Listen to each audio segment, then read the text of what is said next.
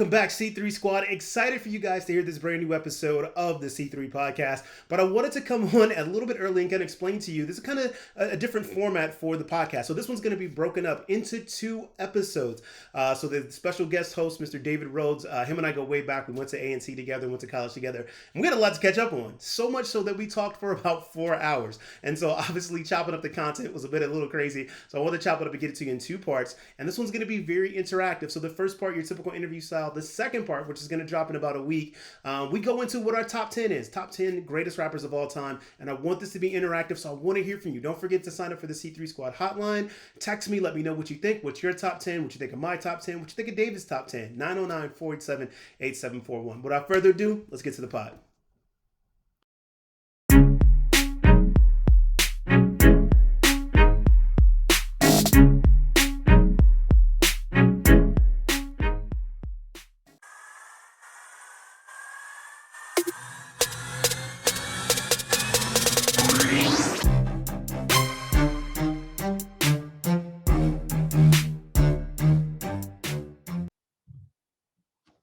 Okay, everybody, welcome back to Cocktails, Code, and Conversations, or as you know, I affectionately call it the C3 podcast. And special guests, because you know all my guests on this podcast are special, but you will notice it's a little bit different. Don't have the same setup. So he won't get his applause like he normally does, but just pretend like you're hearing applause, David, because I'm gonna do it on the post edit, get you some nice applause. But welcome to the show. Always let my guests give them a little bit in the beginning to introduce themselves. Introduce yourselves to the people. What's going on, everybody? My name's David Rhodes. I'm a North Carolina Agricultural and Technical State University graduate. Aggie, probably. Class of 2004, computer science. Man, we're old, aren't we? Hey, man, you speak for yourself. I ain't claiming that. Yeah, you're going to have to at some point, my brother. You're going to have to, my brother. I know. I can remember the moment when I realized I was old. The moment that I realized that I was old was I was at work and they were talking about 9/11 and about the memories of 9/11. And one of the new professionals, the new hires that I just brought in, came up to me and was like, "I was 7 years old when 9/11." Oh. And that was the moment that I realized. Well, this is the moment you just made me feel old. God, dog, 7? Listen, man, because it's kind of crazy because it's been so long. Yeah. When you start thinking about a lot of the events that we've lived through, yeah, you know, including what we're dealing with now. Like my kids are going to remember what they're dealing with now, right? Most definitely. But for us, that was 9/11. But now we got 9/11 and this, right? So. You know, so it's just crazy to think. But that was the moment. Yeah, that'll do it. But I mean, you know, on that topic though, it's crazy if you think about it, right? So look at what we've seen, like just in the last 20 years with that. So if you take in 9/11, COVID, what happened at the Capitol, right? Yep. It's just there's gonna be a generation who's just like, damn. Like, you know what I'm saying? Like you've lived through some shit. Yeah. Listen, man, like you can't make this up. Nah. Like, could you imagine when you thought about the beginning of 2020, you would say, yeah, man, we're gonna be stuck in our house for months. And we're gonna be scared to like just go to the store. Right. And then even through all that, and then folks will actually be fighting about the fact that they can't go to the store. And then when you get to the point of no returns, then you got folks out here mad about an election and they out here trying to storm the Capitol. Right. Like you couldn't write this shit in a novel. No way. Nobody would believe it. But like, look, I started out my 2020 like going to the NBA, my first ever NBA All-Star game. Oh wow. And I'm like, this year's gonna be, I'm like, hell yeah. So I'm with my boys. We in Chicago, cold as hell. Like cold as I don't know what. But I'm like, yo, this is what's up. Like it was like, I was like, this is really gonna be a great year. Nah, brother, it went all down here from that moment. Well, for me, it was kind of crazy because I go to a lot of concerts. Like since I've been up in the Northeast, I hit a lot of shows. Yeah. So I was starting to, get my schedule right for what shows I was going to go to for the year. And so February rolls around. I got to meet Lauryn Hill. I got to see Lauryn, and I got to see her live in concert. So me and my wife got to meet Lauryn Hill, which was pretty awesome. That's fantastic. I went to the Rhapsody was touring, right? And this is when like COVID was like starting to bubble. Right. Like Boston had their first case the same day that Rhapsody was supposed to go and perform. Like she was headlining an all-female show. Like it was right. Rhapsody, Ciroc, and Heather Victoria. So she's headlining her tour for Eve. And I'm sitting here and like we're not at that point, we're not understanding what COVID is yet, right? So like I'm thinking, oh, it's only one. We should be okay. We're good. And then and I went to the show and it worked out. And then later on that month, me and Marcus, I don't know if I'm pretty sure you remember Marcus. Yeah. So me and Marcus, we went to go see De La Soul, Camp Low, and Diggable Planets in Connecticut. And then then a couple weeks right after that, we were shut down. It was over. That was it. Ladies and gentlemen, 2020 has left the building. Oh my God, 2020 entered the chat, and I'm like, oh. And it's been a crazy year. It's been a crazy year. Yeah, it definitely has, man. I look back on it, and it was for me personally, like number one, I was obviously blessed enough to stay healthy through it. My family was healthy through it relatively. Like the end of the year, I broke my ankle, my mom broke her shoulder, but I mean, no COVID. But it was just, like I said, it started out on this high for me, like started out going to the All-Star game. I was like, man, this is great. This is dope. And I was able to take my uncle, who he had never been to an All-Star game, and it was in Chicago, right? So he was, the last time it was in Chicago was when I think Jordan was playing at the time. It was in Chicago. It had been forever, and he had always been kicking himself that he didn't go then, right? So he was like, I gotta go. I was like, I got you. Let's go, right? So it started off on this great high, super cool. And I'm like, yeah, man, like just gonna do a lot of this year, travel, doing a bunch of stuff. Then COVID starts kicking in. At the time, I was working at a company that I will not name because y'all can go look at my LinkedIn and figure it out. And I hated it, absolutely hated it, horrible. I was like, man, I gotta get out of here. So I go from, All-Star game, super memories, leaving that job, COVID hits, and then it actually rolled me into, this, right? I was already doing my podcast or whatever, but, I just rolled with it. I said, I'm gonna take a step back. I've done, well enough to where I don't need to go looking for something else right away. I can kind of take a step back and chill. And plus, with everything COVID going on, I was like, I'm gonna just take this time to kind of really just inventory what I want to do. And I dove into this, man, and creating the podcast, meeting new people, kind of getting into this kind of content creator game or whatever, doing some more stuff that I love to do and finding like that passion back again, to where when I did find this position I have, it was actually, when they called me about it, it was something I was like, yeah, like I've got that excitement again. I think, part of it too was like, I realized that being in tech for as long as I have now, like I was burnt out a little bit, right? Because it was the same shit, different day, right? It didn't matter what company it was all this stuff or whatever. And I was losing that excitement for why I even got a computer science degree, why I've even done half the stuff that I've done so far. It was like that pure curiosity of creating something and kind of going forward. I gotten so, dug into the business bullshit of it that I was like, I'm done with it. So, but it wasn't done with me yet. So, picked up another position, love the company, and it's been going good. So 2020 was very reflective for me, really, in that sense. As with all the madness and craziness going on, it really allowed me to, excuse the pun, kind of live in my own little bubble and kind of, realize some things and do some things. So on one end, I'm kind of grateful for it, but on the other end, I'm like, I'm cool if we never speak of it ever again in life. Like we can just take it out of the record books. It's like 2019, 2021. Like what happened? I can't. But the thing is, you see, you're saying that, but I can't even say that yet.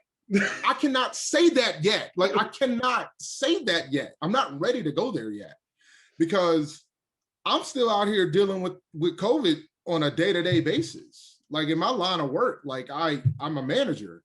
So I got to deal with COVID if somebody gets it within my group.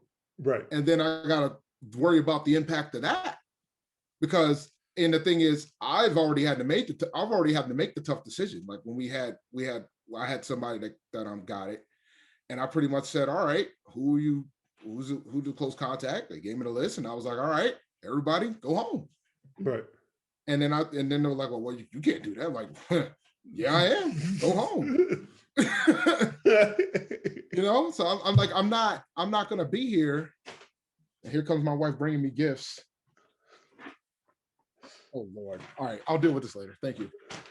So so when it comes to that, like it was just, you know, I'll make the decisions that I need to make, whether people are gonna agree with it or not. Yes. I gotta do what's the right thing to do right now. Oh, absolutely. Circumstances. So talk to me a little bit about that though, right? Because so number one, I don't know what you do now, right? Obviously, I know you have a computer science degree. We went to A&T together. We were in the same program. But talk to me a little bit about what your day job is, what you do day to day, and like how COVID has changed or impacted that. I mean, obviously, you gave us a little bit about that right there, but just overall, how has it changed? Okay, your day to day. Well, before I get into the details of what I do now, what if I told you that the last time I did any code was almost 10 years ago? I would believe it because it's the same here. Like I made the jump to the dark side. Well, no, all right. So let's make it better. Let's make it better. What if I told you that out of the first 5 years of my career when I started my job, I might have coded for 3 months. Tops. Okay. Now that's a different story. Yeah. So like, you know, when I first, because I work at the same company I always worked at. Like when I was in college, I worked at I was a summer intern. I interned at IBM, and then the second 2 summers I interned at the Naval Undersea Warfare Center because they were paying that tuition. Right. So I had to come back up here for 2 years. Gotcha. And I ended up, you know, so initially I was like, all right, I'll come here, I'll do my 2 years, and I'm out. And then so the first two, yeah. So and I never left. Like I stayed up here. So like, you know, I did a little bit of software work. I did a lot of systems engineering, a lot of test and evaluation. I did that for a very long time. I had the benefit of working with different departments within the organization. So I had a lot of networking involved within the group. Right. And eventually I had an opportunity to start applying for management roles. And I missed on the first couple, then eventually I got one. Yeah. And then, that was it. You know, at that point, and that was it. And then at that point I was like, all right, I'm here. I don't have any intentions to make a move at this point. Because, you know, like because there was a point about, I'll say 7 years ago, 6 or 7 years ago, where I was like, all right, I'm going to try a couple shots at this management gig. And if it doesn't work out, if I can't get any of them, then I'm going to start looking. Right. Because I was doing this gig that I loved. I did a lot of interface testing, and I love traveling to like different cities to check out the software and validate the software. And I was loving doing that type of stuff. Right. But then once my daughter was born, I couldn't travel at the same frequency I was doing once it got to the point where she was, you know, starting grade school. And I had no interest of being a father that just shows up on the weekend. You know what I'm saying? So like, I made the decision to pretty much say, all right, I'm not saying that I can't travel anymore, but I can't travel 75% of the time anymore. Right. So I had to change roles. And like the first role they gave me after I did it, I hated it. So then I started thinking I had an old manager that came up to me one day and was like, I was out here hiring all these other managers and ain't qualified, and you could have done these jobs. You need to start applying for these management positions.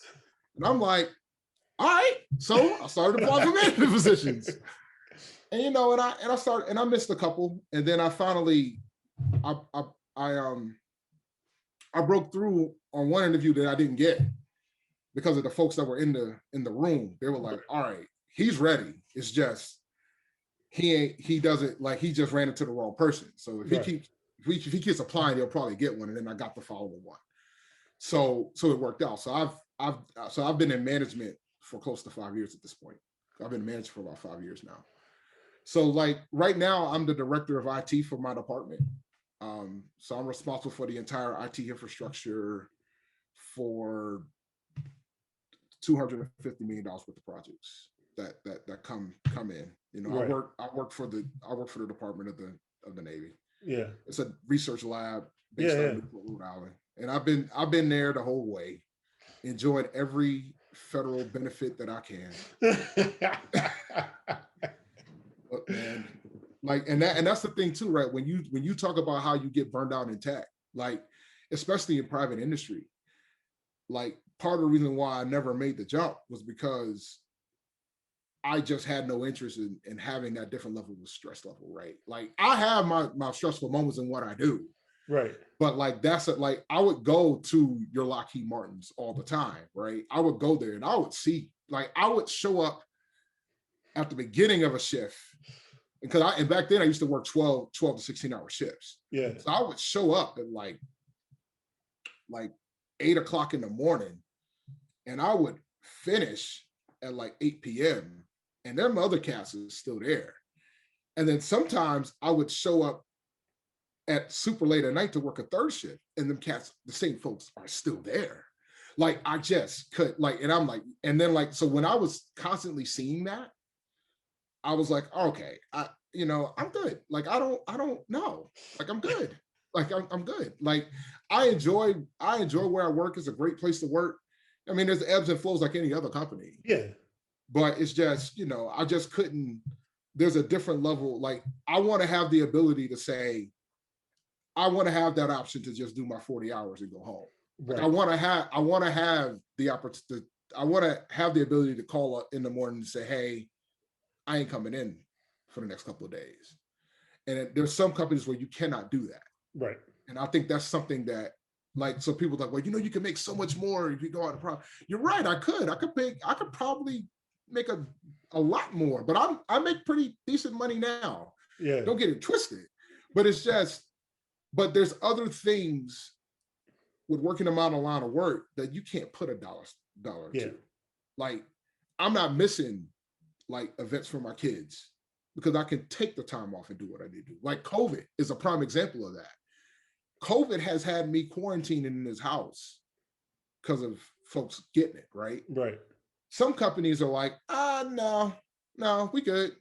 My company's like, all right, do your thing at home, make it happen, type of thing. Like, I think that matters. Like, especially in moments like this, like I've been through the financial crisis when I've had folks who lost their job.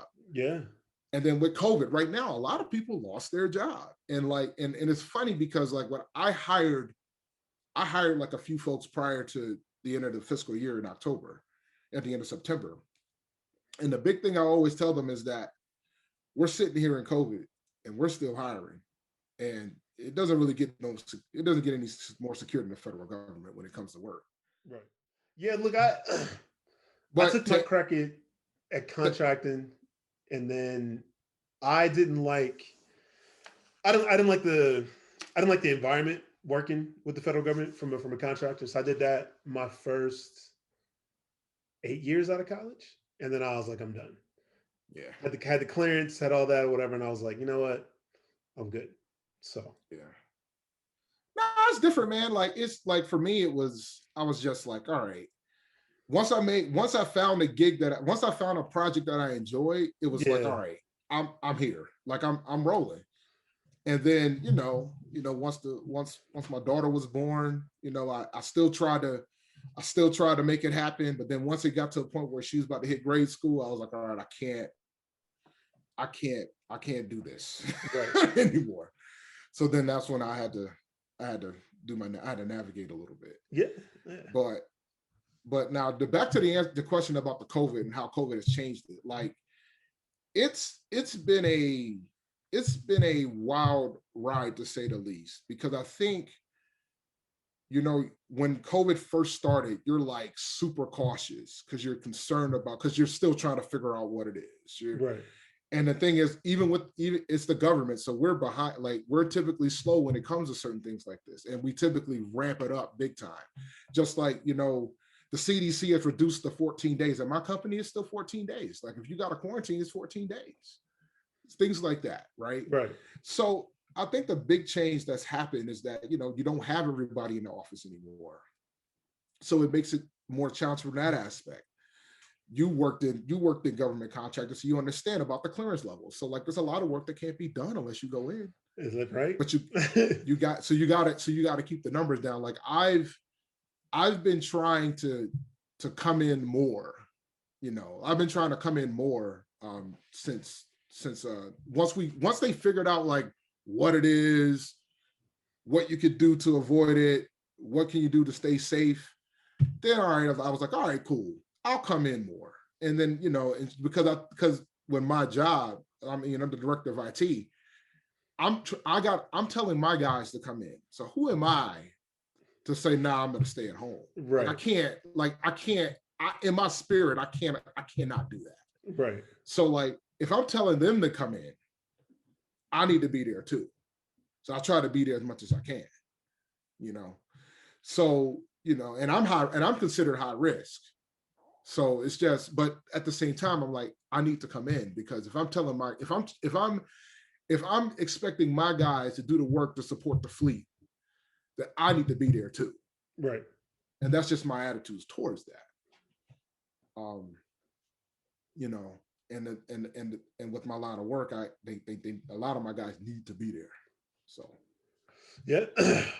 Look, man, it's to watch, like, you know, the entire world kind of shift to, you know, kind of the work from home culture and the work from home route. Like, now, so for me, like, ever since I left the government, I mean, this is work from home has always been on the option, right? So it's like, you know, I left and went and working for, either if I wasn't working directly for a tech company, or, you know, had my own firm for a while, like, you know, the work from home thing, or traveling was just kind of my thing. So I was always like, as long as I had a laptop and internet, I was able to work. So I was good.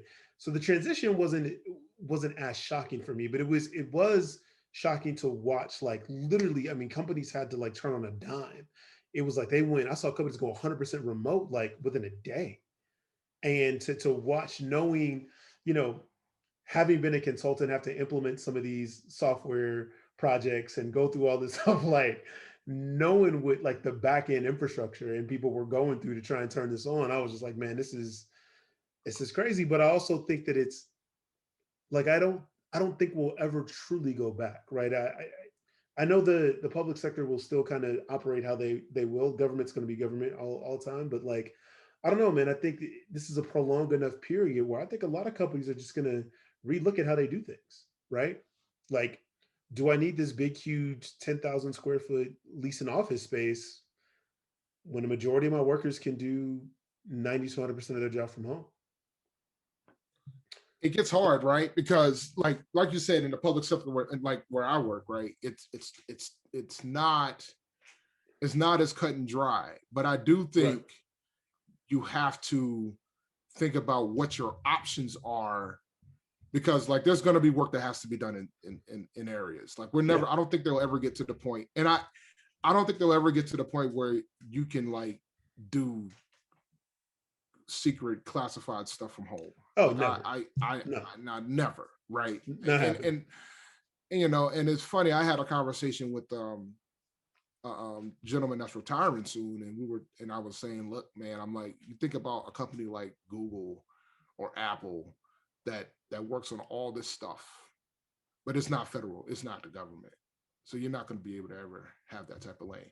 But I was thoroughly impressed how quick they got us the tools to make it work.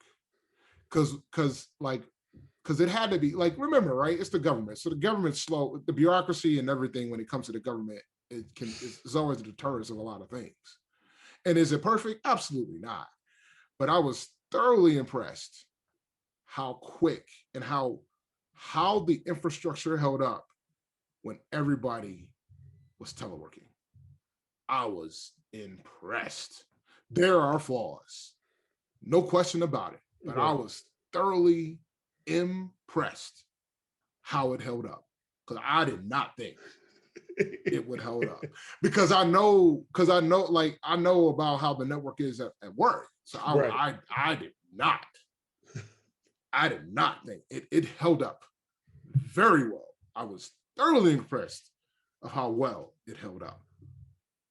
Now, and then how quick they got us tools so we can actually have the interaction with folks, because the face-to-face, because like the thing with me too, man, like I recruit at my company too. So like I hire a lot of talent.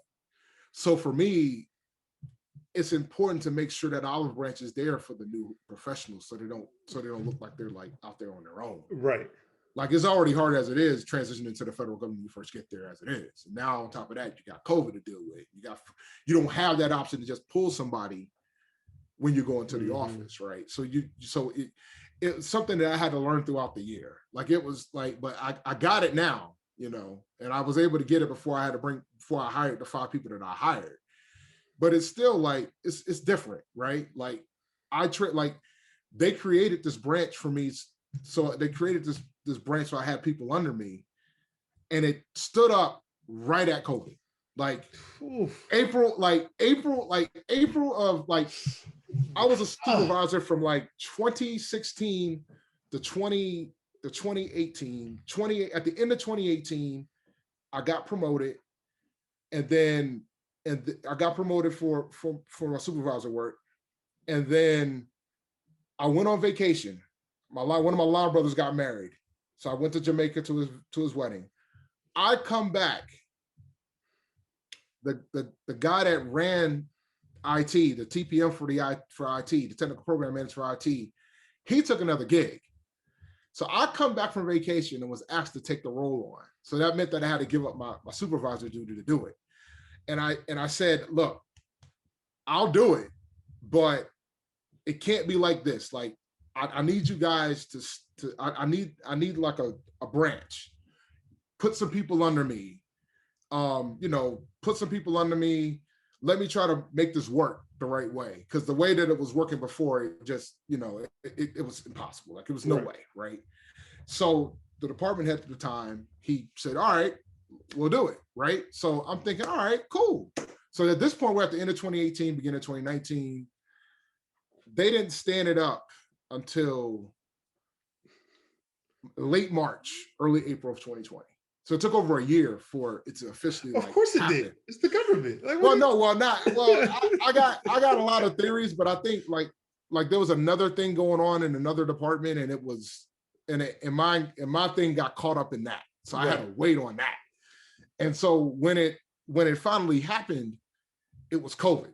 So I couldn't like have like a branch meeting. Now granted, most of the folks within the branch already knew who I was. I was the branch head before. So it wasn't too bad, but like it was just the fact that I normally would meet with my entire branch every month, right, or weekly now, because I want to make sure everything's good. I gave everybody my personal cell, so if they needed something, don't hesitate to call. It's so much different now. Like it's so much different. And I can't wait till everybody can come back in, so I can try to have some level of structure within a branch, because I have it, but it's not the same. And I feel for folks who've never been a manager before, because it's tough. And we got a lot of young ones too. So I know it's tough, because it's tough. It's tough when everybody's in. So I can only imagine, and I know that it's tough when everybody's not in all the time. Right. And trying to keep track of where everybody's at. So it's a lot. It's just, and then to still execute the mission and all that too. All right, so we're gonna take a quick break, and when we come back after the break, I'm gonna ask. So David and I have a mutual friend through the craziest of circumstances. So I want to hear the story of how he met our mutual friend, and we'll talk a little bit about how I know him. We're gonna do that all after the break. Be right back. happy and excited to tell you about the Jumpstart Awards brought to you by On the Corner Media. Hey, the Jumpstart Awards are a great way to get your career started, either IT or cybersecurity. It's sponsored by On the Corner Media as well as our good partner Uber Ether. And here's how this works. Basically, you go to onthecorner.us/jumpstart-awards and you enter in and see if you qualify. Right? We're so excited to do this and give back to the community. What we're doing as part of the awards is that 3 lucky participants will get a full year's access to Coursera.org.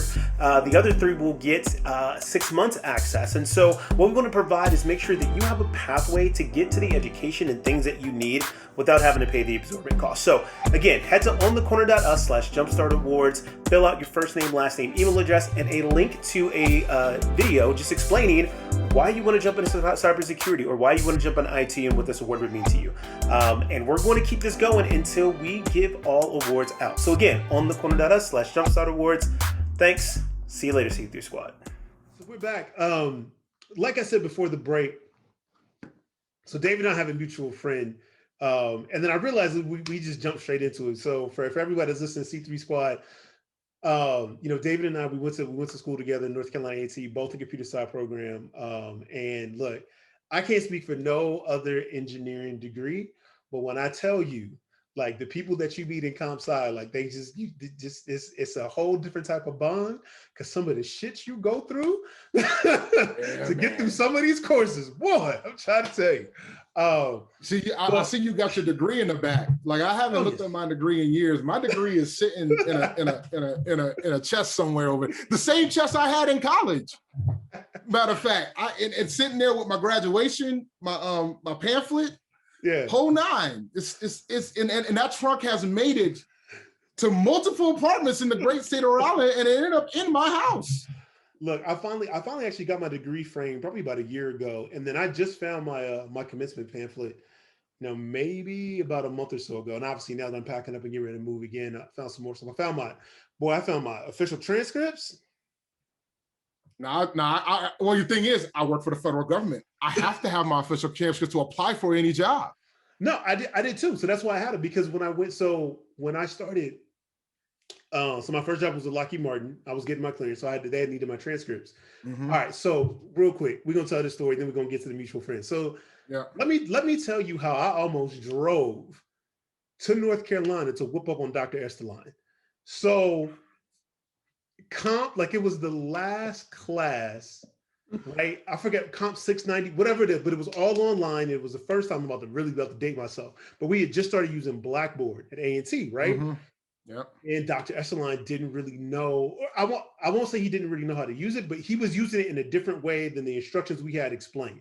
Long story short, I put all my homework in one folder. He was looking at a different folder, right? So he gives me an F, and I'm like, whoa. Like, he goes, you didn't turn in any homework or something. I was like, you're kidding me. They're all in the folder. He's like, I don't see any of them. And so like we're going back and forth over email. I'm calling because I didn't got this offer letter and they're asking for my transcripts and my official degree. So I'm like, bruh, like you fucking with my lifeline right here. Like I'm trying to so I mean, dude, we going back and forth over email. I'm calling. And finally I got him on the phone and I was like, okay, look. I was like, Dr. Esterline. I walked in, I was like, here. Here's where my homework. He goes, oh, well, that's an interesting place to put it. I didn't think to look there. So he's like, I'll get this corrected and add into it, right? I was like, all right, bet. He was supposed to do that at the end of the week. He goes on vacation and forgets to tell me. So like 2 weeks go by and they email me, he's like, hey, we still haven't got your transcripts. And I'm like, he's not responding to emails, calling, can't get nobody. Like, Dave, when I tell you I was about to get in my car and roll hard back down 85, and I was coming to A&T ready to flip tables and more. So that's the reason why I had so many copies of my transcript, because I had multiple copies sent. So anyway, found the other day, opened, and I was like, I graduated by the grace of God. So it's funny because my high school game was trash. In high school I struggled. It was about the grace of God I got an A&T. Because my GPA in high school was like a 2.6. So like it was, but my SAT scores, I had like a 630 in math. So like I think that kind of saved me to get into the college of engineering, right? Yeah. So like when I got the T, I had a point to prove because I needed to, for one, I was on a internal clock because I didn't think I was gonna be able to borrow enough money to pull this off. And then so when after the first year and I started getting some scholarship money, and then after the second year when Newick came in and covered my tuition, I was golden. At that point, I was like, all right, I can finish now and I ain't got to borrow no more money.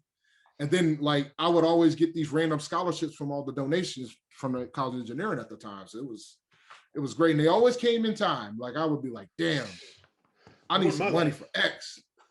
Like it was just amazing. And all of a sudden I would get a phone call from Dowdy like, yeah, man, IBM sent you $1,000. I was like, I'll be right there. I'll walk over there and give my $1,000 and keep it moving. Because I didn't work. Like the only jobs I had was on campus stuff. Like I was a TA, and then then my senior year I was a supplementary instructor. But like I came to the conclusion that I would rather just be broke and just and not worry about like the fashion and all the other hoopla, and just focus on my studies because I wasn't interested in working. Like UPS was begging me to go to work. I know that's where you worked while you was there. And I had absolutely no interest in injuring all my body parts. So let me tell you this. Worst fucking job I've ever had in my life. But at some point you weren't doing like manual labor though. At some point, like I think you at one point weren't you like working in the office? No, yeah. So I started manual labor. I started loading them damn trucks. Nah. It's a skill that you would never forget because if I take you to my garage right now, immaculately packed because of UPS. Dude, I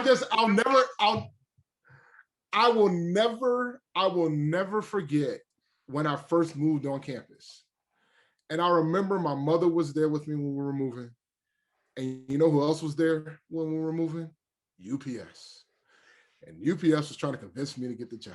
And my mother was like, you should go get that job. You know, they're paying like $12, $13 an hour. You go up there and do all that lifting. I'm like, nah, I'm good. It was like, I'll be broke. She's like, because you're like, I ain't got no money like that. So, I can't really help you. Like, don't worry.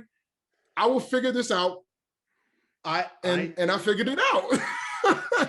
I knew after the first week what grown man tired was. Like, I had been through Hell Week, again, dating my age, right? When football, it was legal to have your ass practicing 2 and 3 times a day in the middle of 100-degree heat. You can't do that no more. And I was nowhere near as tired as I was working at UPS. I was dog tired coming back from UPS. It was only like 5 hour. It was only like 5 hour shifts too, right? Yes, 5 to 5, 6, yeah, 5, 6 hours. But that was the thing they was trying to convince me. It's like, oh, you only got to work 5 hours a day, bruh. And I'm like, I was like, nah, I'm good. Work, like, bruh, like you're in a truck and literally there's a chute at the back of your leg and boxes just coming, and it's nonstop. They don't stop. Like you just get in and so for 5 hours, like you're just moving. Like, yeah. Anyway, so back to the mutual friend. Yeah, back to mutual friend. So this was, when did Chris, was like a year ago, maybe 2 years ago? Chris hit us up, or Chris hit me up on Facebook. He was a post on Facebook or something like that. And he either tagged me or he sent me something on Messenger. And he was like, yo, man, look who I know. I was like, oh shit. I was like, yeah, that's David Rhodes. So where did y'all actually meet at? Oh, Chris. So random. So like up here, they have this thing called the Wave Maker Fellowship. Okay. And this is a perk that I push to try to get these youngins up to my job, because I got to find some way to compete with all these other companies, right? So the thing about the Wave Maker Fellowship, like if you live in the state, if you work for the state of Rhode Island in a STEM field, they will give you a grant to help pay off your school loans. So up to like a certain amount. And at the time, I only had like $3,000 or $4,000 left. So I was just like, well, if I get them to pay off my last $4,000, I'm golden. And they did. So the thing about that fellowship was that they would have events. And I ran into Chris at that event. And like he mentioned you, and I'm like, oh shit. So it's a small world. Like, yeah. So So like, nah, me, I don't like, the thing is, man, ever since I moved up here, like, I don't really go out like that. Like, I don't, and it's not because I don't want to deal with people. It's just, I just don't. Like, I just don't go out like that. And then with everything with work, and then at one point when I was working on my master's and everything else, so I don't really get to go out and mingle like that. So like, I ran into him randomly, and it was kind of crazy. But we chopped it up. We hit it off gate. Like, I haven't seen him since then, ironically enough. But we're friends on Facebook, and so we'll chop it up occasionally there. But yeah, man, crazy, huh? Yeah, like and how I met Chris was super. So I thought it was super random. It was actually planned. So my cousin helped do a lot of logistics with the Tapia Supercomputer Conference, and so this was 10 years ago now, probably a little bit more, because his daughter is getting ready to go to college. So man, time flies. Mm-hmm. So I'm going to the Tapia conference, and so my cousin had. I first I didn't want to go because I was like, man, like it's a bunch of young kids there, all this stuff, whatever. Like I don't know if I want to be around a bunch of college kids, all this stuff, whatever. He's like, nah, man, go, go, go. So I was like, all right, bet.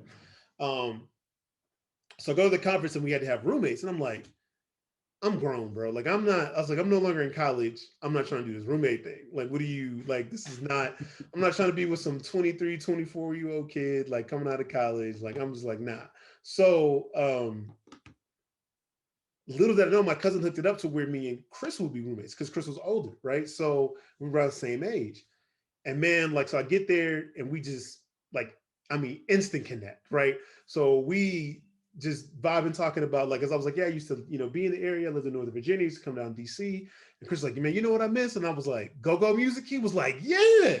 And we just do the whole weekend we just vibed into meeting him. This dude named Sid, who I swear, Sid, I've shouted you out a number of times. I'm gonna keep saying it. I swear this man is gonna win a Nobel Peace Prize. This dude, man, when I met him, super young, super smart, right? I never like just smart and smart in a very good, dangerous way. What I mean by like his intellect was so sharp and the way that he was using, you know, the theories that he was using and the way that he was thinking, I was like, man, this dude's gonna do something. Like he's literally gonna do something special. I still believe that to this day. So Sid, when you see this, when you hear this, I'm expecting big things from you. I don't want nothing. Just when you get your Nobel Peace Prize, shout me out in the speech. That's all I'm saying. Be like, there's this guy who's crazy. I say you didn't want nothing though. Look, that ain't nothing. That's just a shout out. Look, I don't want no money. I ain't gonna come for nothing. Just be like, there was this crazy guy I met at this Tapia conference. He told me one day I won a Nobel Peace Prize. That's it. You ain't even got to mention my name, Sid. I just want you to know. That's how much I believe you. No, but this kid was super smart. But yeah, man, we stayed in contact since then. So chop it up all the time, go back and forth. He's like, it's rare that you meet people that you can have like literally good debates with. And that's what I love and respect about Chris is that we can talk about anything, but we don't always agree on stuff. And it's like I actually want to talk to him more about stuff that we don't agree with because I just learned so much from those conversations. And he's such an adult about it that we could just literally disagree but have conversations. I'm like, where did we miss this in life? Where it's like, because we don't deal with adults. That's part of the issue, sir. No, we don't. Like, I mean, because the thing is, it's like you have so many folks that it's my way or the highway, right? Yeah. Like, and you're never going to be able to get any type of level. You're not going to ever get no level of progress done when it comes to life. You're never going to get anything completed. Like we just saw that last week. Like, if you want to keep it a buck, like it's not even about whether it's all about just trying to have conversations about it. You don't have to always agree with everybody. That's never the intention.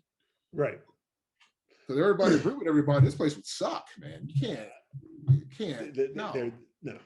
There would be nothing pushing us to, confrontation and friction, right? Is what causes, I believe, is what causes innovation in ways to look at things, right? You get hit up against something and you're like, this causes discomfort or some kind of, like I said, friction. And so you want to get past it. So if we're always agreeing, we're never going to think to look at something and try and do it differently. Right. So that's much for a different podcast. So 2 more topics before the kind of main event topic that I told you about that we were going to do. I want to talk to you, especially because you do a lot of hiring, right?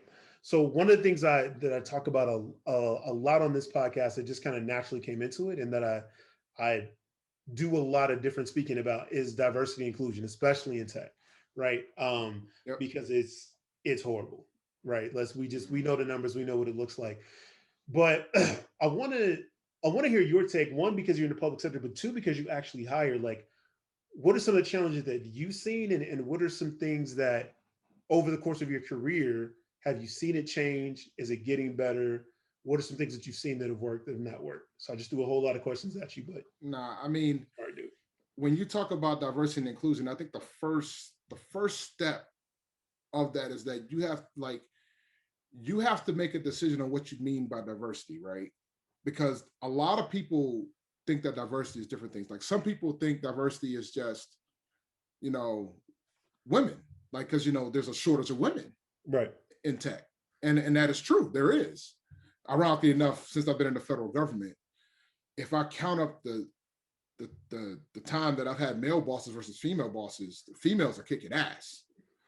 Truth be told, like, but that's just All for right. me. Like even when I went to T, like when I was just a freshman, the TAs were female. You know what I'm saying? That Like is I had true. Antrell, I had Antrell, and I had Zabeda, and I had Byron, but like they were female. Yeah. You know what I'm saying? So like, and then when I got in the private industry, when I got into the government, I just had my first male boss longer than 3 months just recently. Like my last boss, and he just moved on to another position. Right. He was my boss for close to 18 months. That's the longest time I've had a male boss since I've been in the industry. Since I've been in the industry full time. And before that, 3 months tops. Right. I had female bosses for years.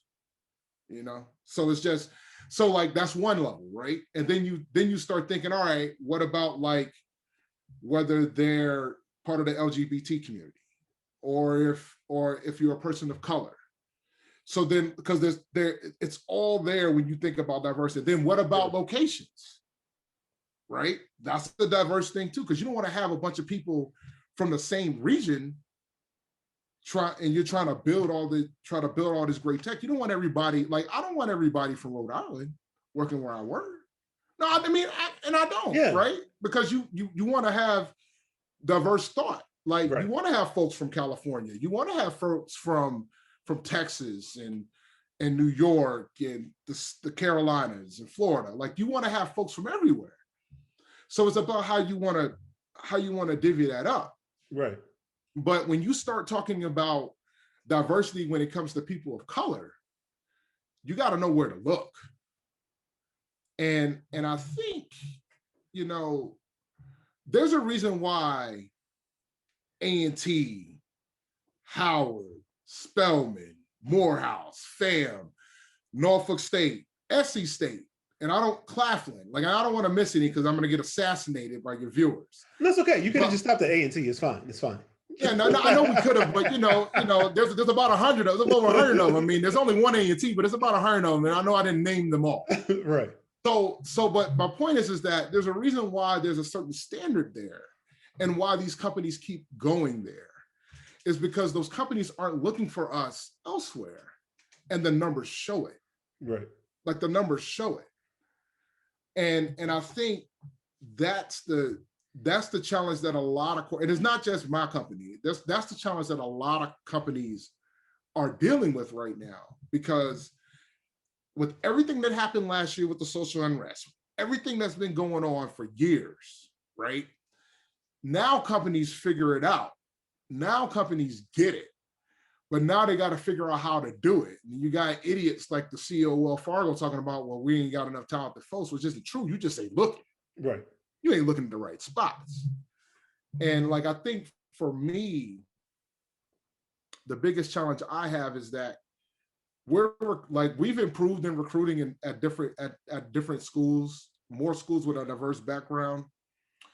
But I think the challenge at this point is to get the folks up there. Like it's hard to convince somebody from the Carolinas or from Alabama or from Georgia to come up to New England. You know what I'm saying? Yeah. Like it's a hard sell. Like I can't compete with Cali. The only thing I can compete with Cali is the fact that you guys are way more expensive than us. Because we got beaches, we get 4 seasons, and you guys probably, and the thing is, if you live in Cali, you ain't getting 4 seasons.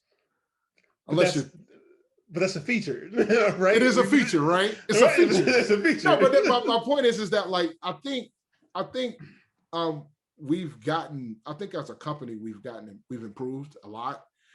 I don't think we're there, but I always say that if you don't put in the work where the work needs to be put in, the work that means you're probably not putting in enough work everywhere else you're going to, right? Right. So like, I think the big thing is that at one point we were getting a decent chunk of declines, because even like when we go down the A&T, I would recruit an A&T and I would give on the spot offers, and a lot of the times folks weren't coming. But what's happening too is that now even like some of the schools around the local area, they're getting more declines too. So when they fix that problem, it might help out and fix the other problems as well. That's just me. This is my opinion on it. But it's hard. And I think and the thing is, everybody was up in arms last year, but you have to figure out what will it take to get more people of color in the right roles to make a change. Like, I think part of the reason why I had an interest in being in management is because I wanted to be that agent of change, right? Like, I felt like I could be in the room where it happens and try to express an opinion on like how we can do things better. Because, an injustice somewhere is an injustice everywhere, right? Yeah. And I think that you gotta try to push forward, and it's important to try to have folks to come with you too, and that's a challenge in itself. Yeah.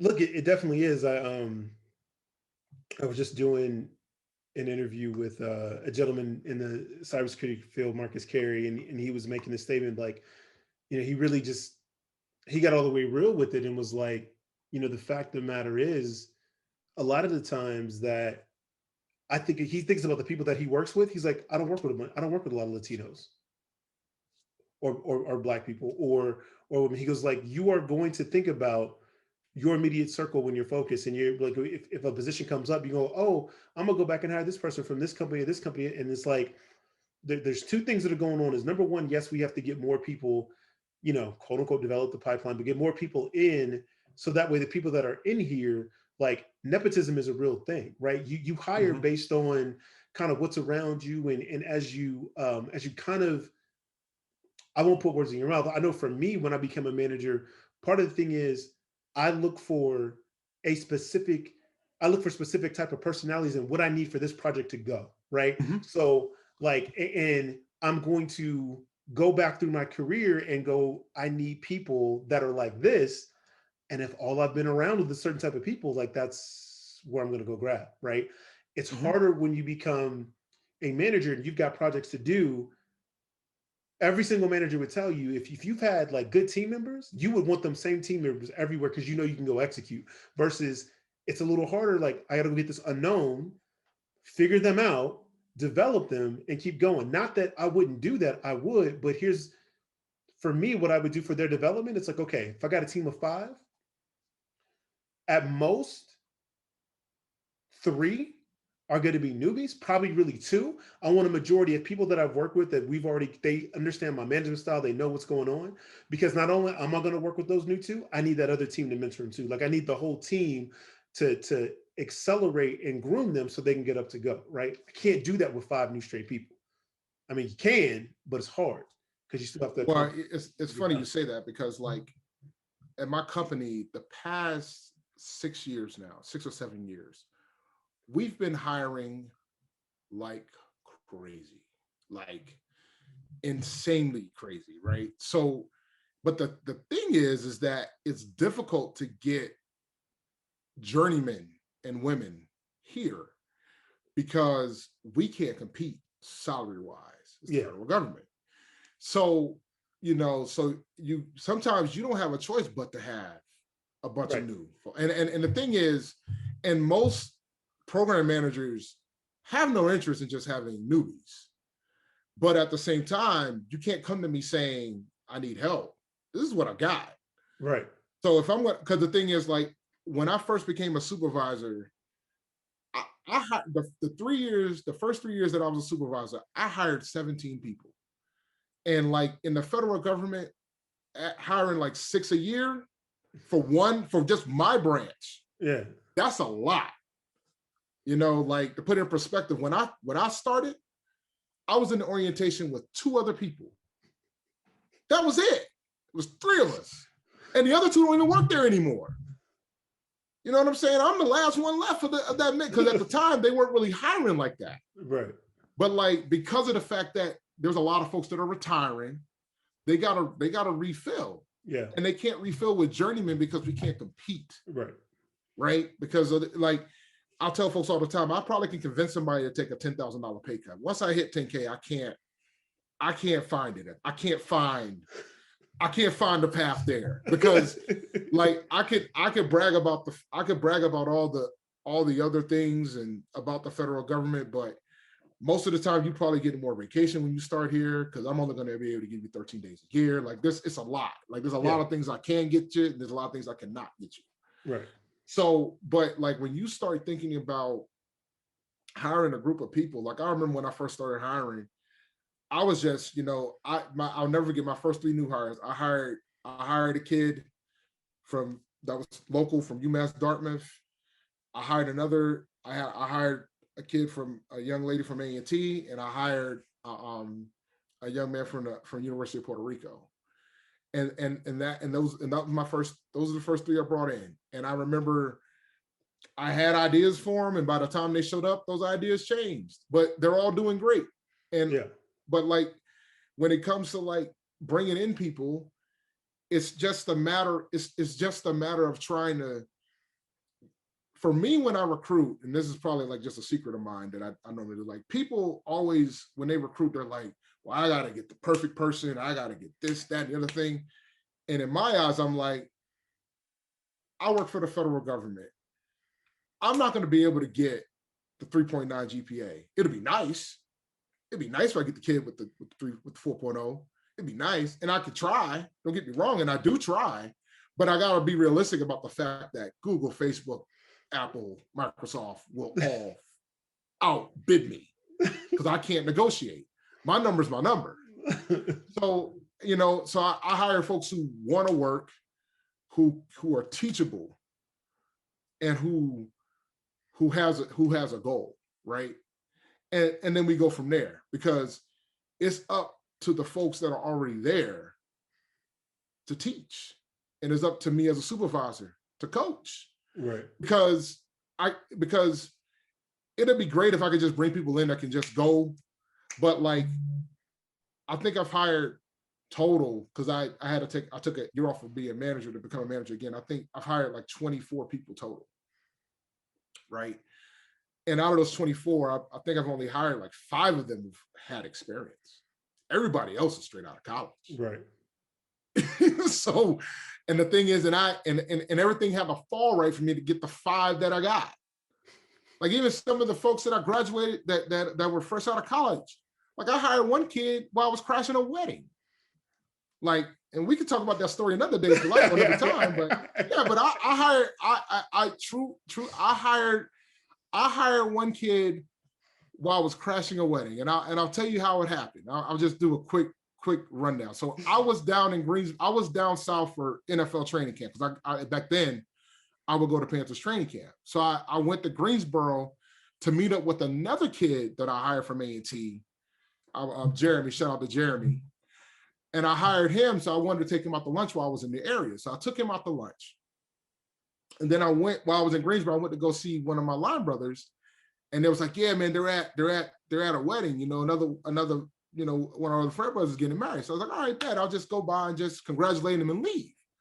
So I went over there. I went to the wedding. I was not dressed for this wedding. I just want to be clear. I was not dressed for a wedding. So I went to the wedding. I went to near the reception, and I said, "Hey," I was like, "I just want to congratulate him on his marriage and stuff, right?" And so then, like, they were getting married next to the Civil Rights Museum, where it had the at Woolsworth's. Yep. So I was like, all right. So I was like, well, appreciate it. I chopped up with him real quick, and then I left, and I went to the Civil Rights Museum, and I checked out the tour. Which, by the way, the next time you're in Greensboro, bro, you need to take some time to go over to Woolsworth. It's pretty dope. Okay. So I went through the whole thing, and then I got a text right after it was over. I was getting ready to drive back to South Carolina. And I got a text and it was like, yo, man, come back to the reception. And I'm like, all right, bet. So I came back to the reception. I chopped it up. They was like, we got to drink over this open bar. And I was like, oh, don't say anything. I got you. So, I'm chopping it up with Frat, chopping it up with the bride and the groom. We're talking and all this other stuff. I'm definitely not dressed for this occasion. I do not care. And another one of my buddies came up to me, and I was trying to recruit him about a year before that, but he said he already had a job lined up. And he was like, are you guys still hiring? And I was like, I thought you already had a job. And he was like, nah, I need a gig. And I was like, bachelor's or master's? Master's. Oh, yeah, resume, transcript. I'll call you tonight. So then, like, in the meantime, he sent me the resume, he sent me the transcript. I called him, tried to figure out what the hell happened, because GPA was fine. Grades were good. We were good to go. He explained to me what happened, and I'm like, they're dumbasses. Don't worry. We're going to give you an offer. Then I just called my boss. I called the deputy, who also was an Aggie at the time. He's an Aggie. And I was like, look, man, here's the deal. I got this kid. You got to bill it. I want the billet. He gave me the billet. Offer came out. He got there. And like, normally to get hired in the government, it typically takes months. We're talking like 3-6 months. Mm-hmm. I got him in there in less than 45 days. Because I had to get him in there before the end of the fiscal year. Right. So I met him in August. I ran into him in August, and he was starting by the end of September. Clearance, all that. There you go. Look, for everybody listening, look, because I get a lot of people, that hit me up, or I'm in conversation, they ask me, like, how to get into cybersecurity, all these different things or whatever. But like, and I tell people, was like, the biggest thing I learned from A&T, I'll never forget, I was in this, I don't know if it was colloquium or somebody, colloquium, whatever. Somebody came in and spoke, whatever, but it was like, your network is your net worth, right? And I was just like, and they kept preaching network.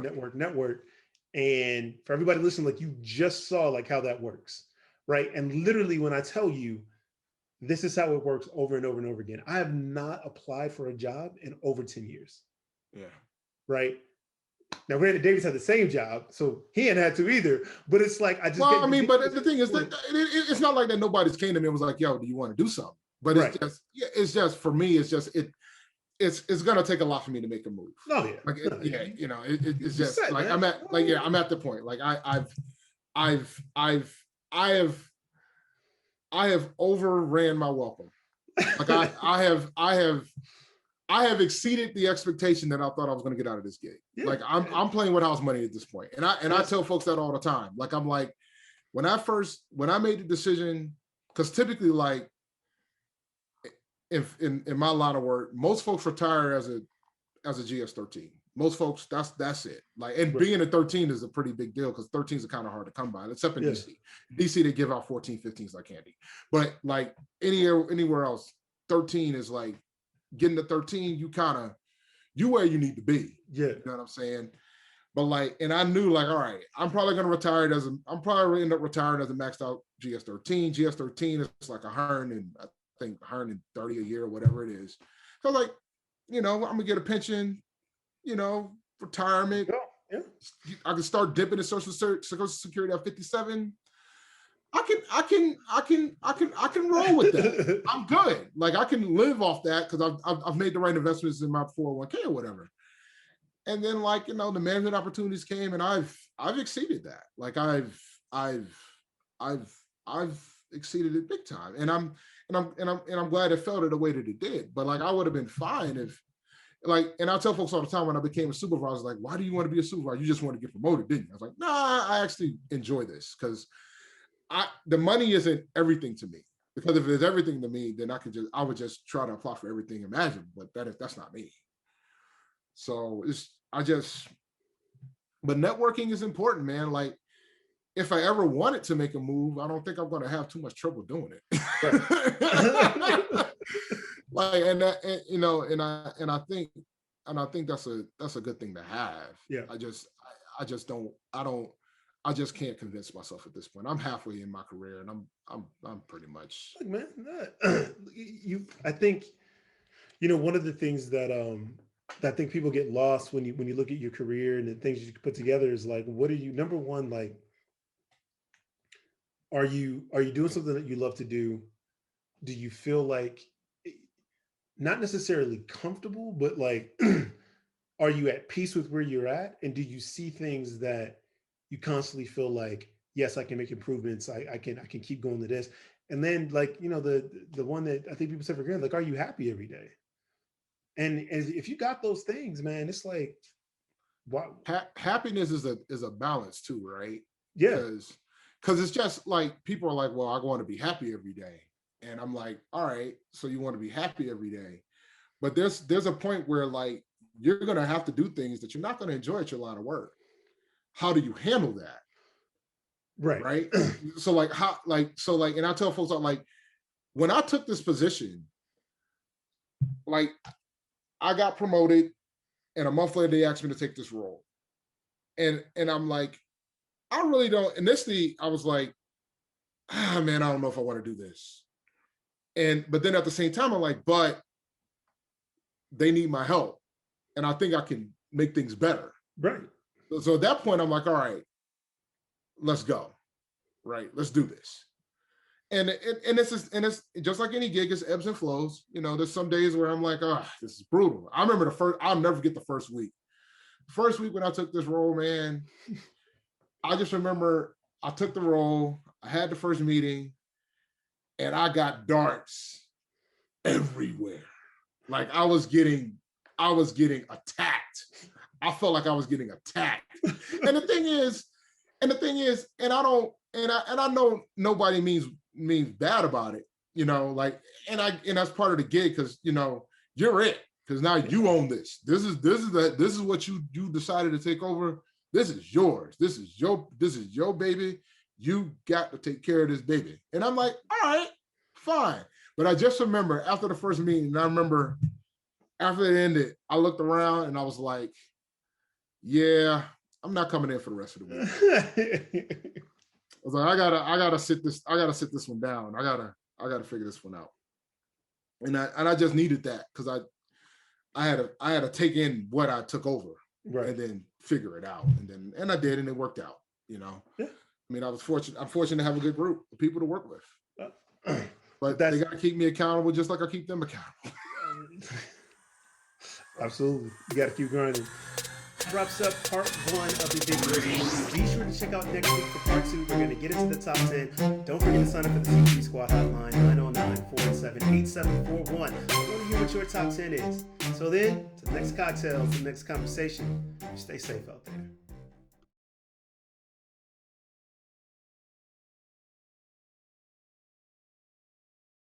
So